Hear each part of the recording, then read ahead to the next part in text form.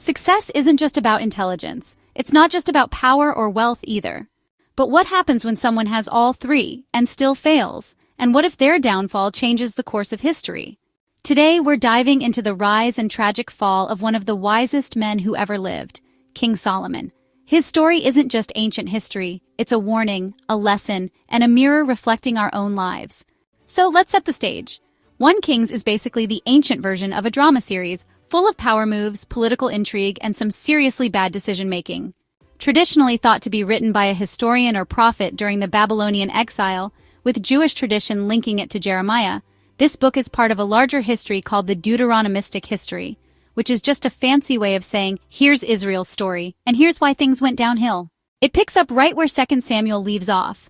David is old, frail, and ready to pass the throne to his son Solomon, who starts off strong. Like really strong. He asks God for wisdom instead of riches, and God basically says, great choice, here's both. Solomon becomes the ultimate wise king, making legendary judgments, like the famous baby-splitting test, and building the majestic temple in Jerusalem, Israel's first ever permanent worship center. This temple is a game changer. It's the heart of Israel's worship, a physical sign of God's presence. Solomon leads with wisdom, wealth, and influence, and for a while everything is golden, literally. Israel prospers, its borders expand, and Solomon is the guy. But here's where things go south.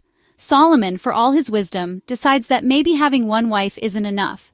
So he collects foreign wives like they're Pokemon cards. And these weren't just any wives, they were from nations that worshipped other gods, and before long, Solomon is building altars to them too. The man who built the greatest temple for Yahweh is now funding shrines for idols. Turns out ignoring God's clear warnings isn't a great idea, and judgment follows. Enter the Prophet Ahijah, who tells Jeroboam, a promising official, that 10 tribes will break away, leaving only Judah and little Benjamin under Solomon's family line. Basically, the kingdom is about to be ripped apart. But not in Solomon's lifetime. God delays the judgment out of respect for David. Fast forward to Solomon's son Rehoboam, who gets the throne and immediately proves that wisdom isn't genetic. The people ask him to lighten the harsh policies Solomon introduced, and instead of taking the wise advice of older counselors, Rehoboam listens to his cocky young friends, cranks up the oppression, and, surprise, sparks a full-blown rebellion. 10 tribes break off to form the northern kingdom of Israel under Jeroboam, while Rehoboam is left with the southern kingdom of Judah. It's not just a political disaster, it's a spiritual one.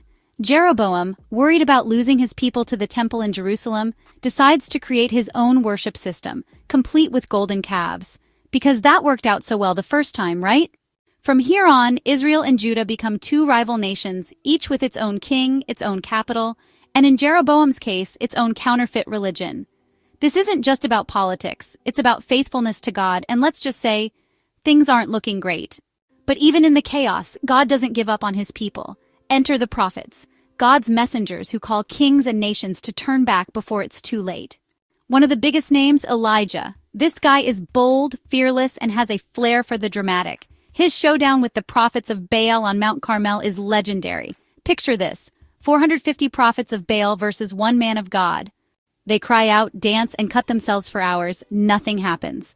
Elijah prays once and boom, fire from heaven. Talk about a mic drop moment. The people are reminded that Yahweh alone is God. But does that stop the kings from leading Israel further into idolatry? Nope, the downward spiral continues. The prophetic voice in 1 Kings isn't just about judgment, it's also about hope. The message is clear. Disobedience leads to disaster, but God remains faithful.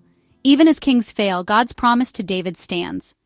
1 Kings isn't just an ancient history lesson, it's a wake-up call. It shows that wisdom without obedience is useless, power without righteousness is dangerous, and no amount of wealth can protect you from the consequences of turning away from God. Solomon's downfall warns against the dangers of complacency and faith. The division of the kingdom is a cautionary tale about pride and bad leadership. The ministry of Elijah reminds us of the courage it takes to stand for truth. But most importantly, 1 Kings points forward, to the ultimate king.